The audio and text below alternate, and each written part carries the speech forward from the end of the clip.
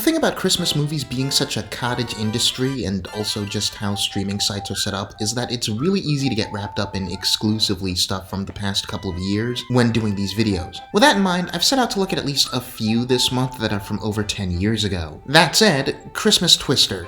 Honestly, the title says it all. It's a cheapo direct-to-TV disaster movie about a twister that happens to take place at Christmas time. Given that, I'm not sure why I'm so surprised that this ended up being an environmentalist, climate change-centric movie, complete with obnoxious, antagonistic, fame-hungry character who dismisses global warming concerns out of hand. And you know, I actually kind of admire it for taking itself and its premise fairly seriously. It's cheesy by nature of being a cheapo disaster flick with uniformly bad effects and performances that are at best okay, but I like when these kind of movies are just funny ironically and are silly without being self-parody. I can laugh at the particularly over-the-top bits while still occasionally finding myself invested in the story and characters, and the rare bits where the actors are actually managing to do justice to or even elevate the material. Don't let me oversell it though, this is still a bad movie, and the main reason for that outside of the ugly aesthetics is how sluggish it is. This film moves at a gosh darn snail's pace.